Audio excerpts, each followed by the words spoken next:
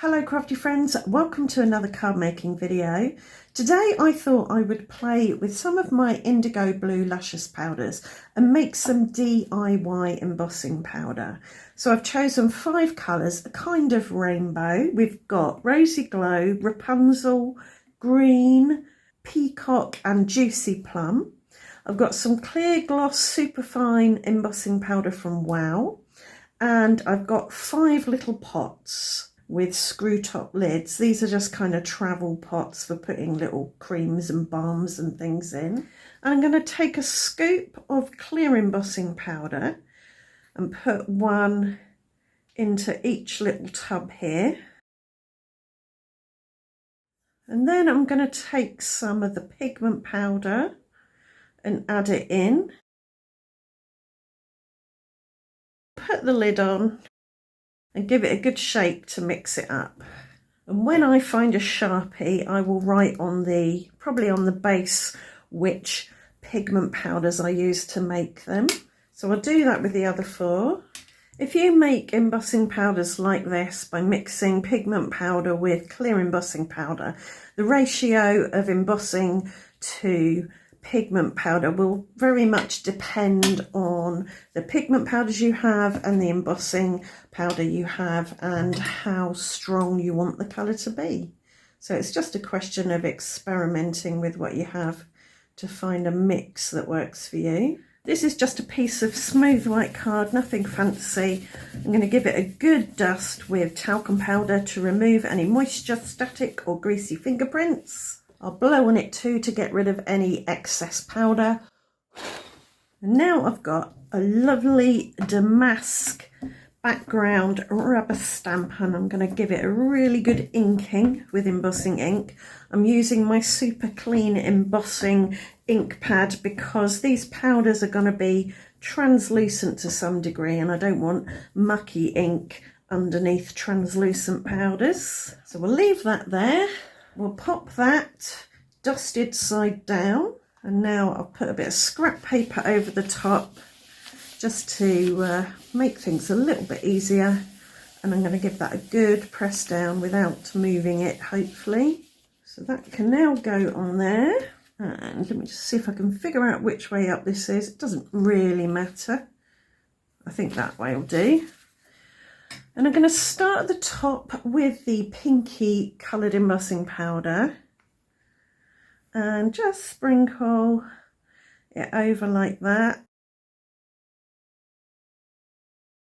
And put the spare in, brush off the excess pigment there. And now I'm going to go in with the gold one. Now for the green. And the teal.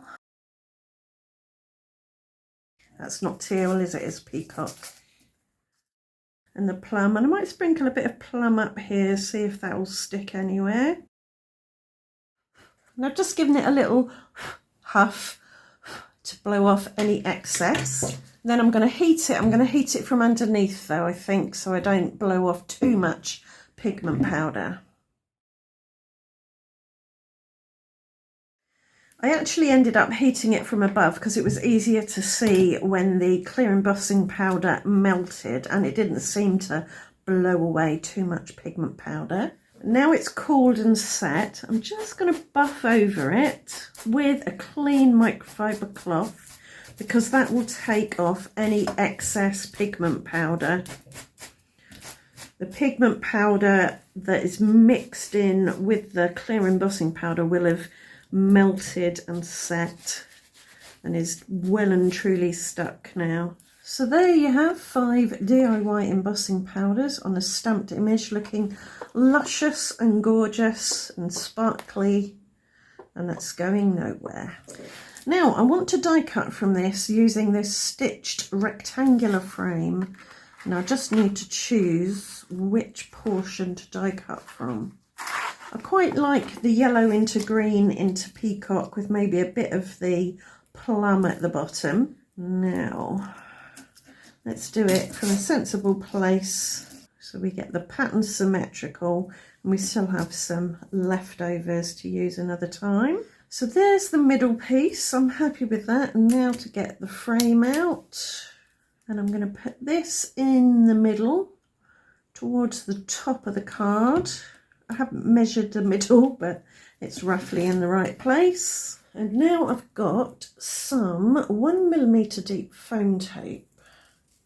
And I'm cutting it into very thin strips so that I can put my frame up on a little bit of foam just to give it some extra dimension. So I've taken off the release paper, and I could put it straight on like that. I could put it on at a jaunty angle.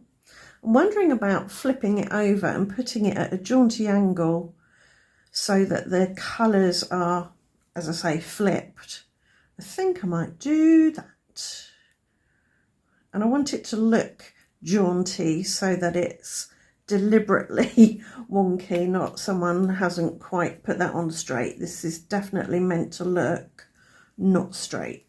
There's a fine line between too wonky and not wonky enough. And I want it to be sort of symmetrically wonky. So there's a little gap there and a little gap there.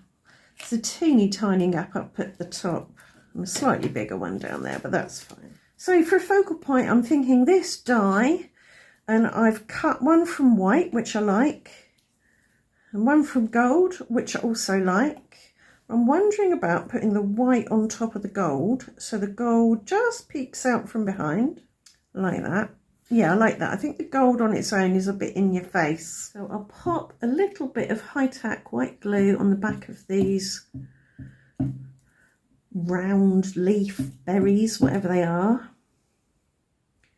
And a little bit on the stalk. And then take this, place it on here. I want the bottom of the stalks to match up. And just have a little bit of the gold peeking out. And now I can put some glue on the back of the gold one.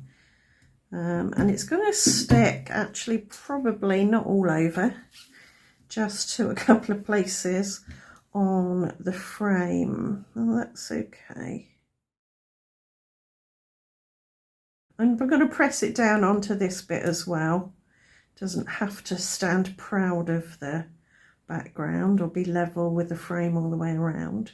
For my sentiment, I've got this nice scripty hello. This is another one of those Julie Hickey laser cut foilable things that's got a few singe marks on it, but I can get rid of those with this vinyl eraser. I've put a little bit of foam tape on it because it's going to touch the frame, and I do want this to be fairly level where it overhangs the background bit. Let's get a T-square ruler again. Pop that about there so it nestles in this area. I want to give the white berry / leaf things a bit of dimension and a bit of gloss. So I'm going to flood the circles with some crystal glaze. I'm going to get rid of this little bit of stringy foil. So this dries clear and will be slightly domed and glossy. If you want more ideas on ways to get the most out of your pigment powders, then I do have a playlist called Pigment Powders 101, and I'll link that down below for you. And I'm thinking 3 little clear Nouveau drops down here, just to add a little bit of something extra. So we've got 3 there and 3 up here, I think. This is Morning Dew Nouveau drops, and it will dry clear and look like water droplets or glass droplets. To help those flatten out a little bit, I'm just going to give a gentle tap on the card. I do it on all 4 sides to encourage them to move in all directions. And there's our card for today. I really like the way this turned out. I love making my own embossing powders with pigment powders. I'd love to know if you've had a go at that. If you have, please share your tips and tricks in the comments, and I'd also love to know if you're going to give it a go if you haven't already. Right, thanks for watching, and I'll see you back here very soon for another video. Bye for now.